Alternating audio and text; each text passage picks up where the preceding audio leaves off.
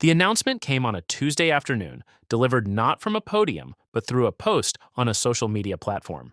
President Donald Trump extended the ceasefire in the war with Iran until talks between the United States and Iran are concluded, posting the decision on Truth Social. It was a decision that reversed course from what he had been saying for days. The guns for now would stay quiet, but the war was far from over. To understand what this ceasefire extension means, one has to go back to where all of this started. The conflict between the United States and Iran did not emerge overnight. It escalated through weeks of military strikes, diplomatic failures, and nuclear standoffs that finally boiled over into open war. On April 8, 2026, the United States and Iran agreed to a 2-week ceasefire, mediated by Pakistan. That truce was supposed to give diplomats a window to negotiate. It gave them something else instead, a race against the clock that no one was ready to win. The first round of talks took place in Islamabad.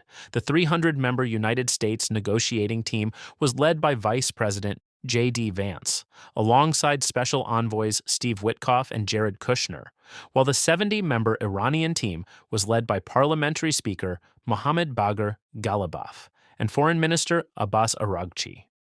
The talks lasted through the night.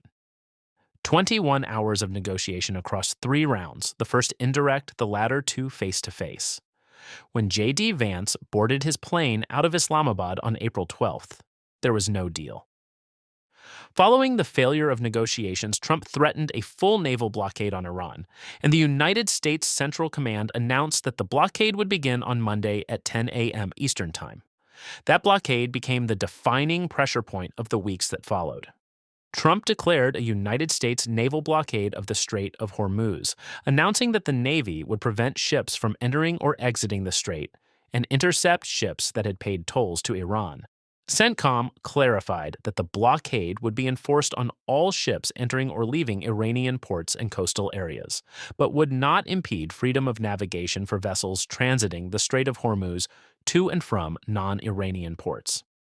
Iran called the blockade a war crime. Tehran's foreign ministry described it as unlawful, and from that moment, any hope of a clean ceasefire rested on the ability of Pakistani mediators to bring 2 furious governments back to the table. As the ceasefire's expiration neared, Pakistan was racing against time, and the odds to convince Tehran to join talks with the United States aimed at ending the war, now in its 8th week. Pakistani Prime Minister Shehbaz Sharif's government was working every channel it had. Pakistan Army Chief Field Marshal Asim Munir traveled to Tehran, carrying what officials described as a new message from Washington. Iranian ambassador officials had made clear that Tehran would negotiate only in Pakistan and nowhere else, because Islamabad was the one capital both sides still trusted. But Iran was not making it easy. Tehran continued to publicly insist that it had no plans to return to the negotiating table, even as Pakistan and other mediators worked behind the scenes to bring Iran back into the room before the 2-week ceasefire expired. The naval blockade had, in Tehran's view, already violated the spirit of the truce. According to Iran's state news agency, IRNA, the naval blockade imposed by Trump on April 13th violated the ceasefire understanding and had so far prevented progress in negotiations. Tehran dismissed American statements about talks as a media game, a blame campaign dressed up as diplomacy.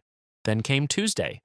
President Donald Trump announced that he would extend the ceasefire with Iran hours before it was due to expire, pledging to refrain from attacks until discussions with Tehran were concluded one way or the other.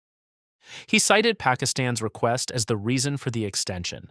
Trump said the extension was warranted due to Tehran's government being seriously fractured, and said the ceasefire would continue until Iran's leaders and representatives submitted a unified proposal to end the war.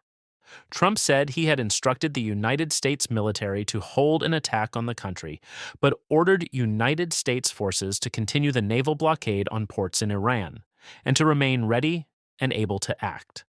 There would be no softening of the economic and maritime stranglehold. The guns pointed at Iran would stay loaded. Only the order to fire was paused.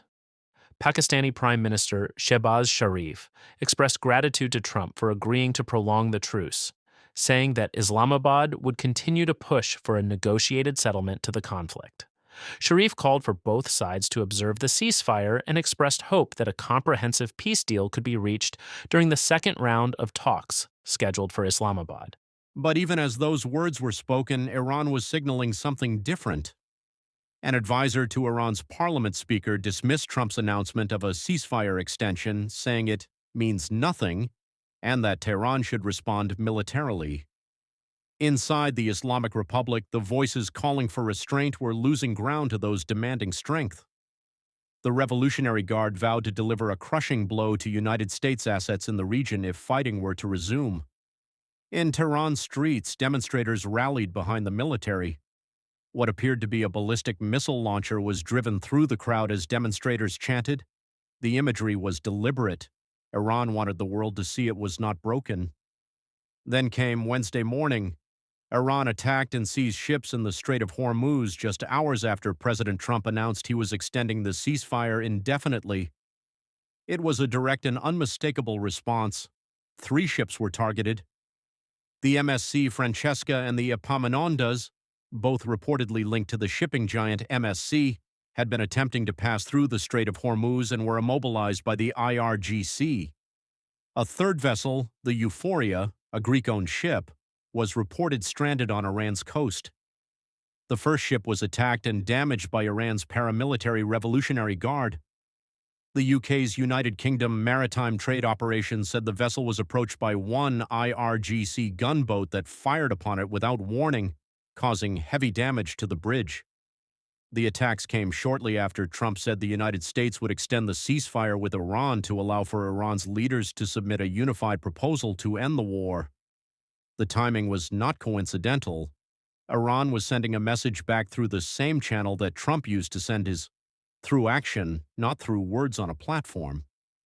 What does this ceasefire extension actually mean for the war? It means that the conflict has entered its most dangerous and unpredictable phase yet. The bombs are not falling from the sky, but ships are being seized in one of the world's most critical waterways. An extension without an end date removes the pressure on Iran and could allow Tehran to drag out talks, something advisors warned Trump about in private discussions. The blockade remains. The Iranian nuclear program remains unresolved. The enriched uranium that American officials demanded be transferred has not moved. Iran's foreign ministry insisted uranium will not be transferred to the United States. The ceasefire is not peace. It is a pause in a war where both sides are still actively testing each other's limits. Iran's Revolutionary Guard is still patrolling the strait with gunboats. American warships are still blocking Iran's ports. Pakistani diplomats are still flying between capitals trying to hold a fragile arrangement together with wire and goodwill. And somewhere in Islamabad, a conference room sits prepared for a second round of talks that has not yet happened, with delegations that have not yet arrived. There is no clarity on what exactly the next moves are. That may be the most honest thing that can be said about where this war stands today. The ceasefire is indefinite. The blockade is real. The talks are stalled. And the ships burning in the Strait of Hormuz are a reminder that in this conflict, a ceasefire announcement and a military escalation can happen within hours of each other, because this war has never truly stopped.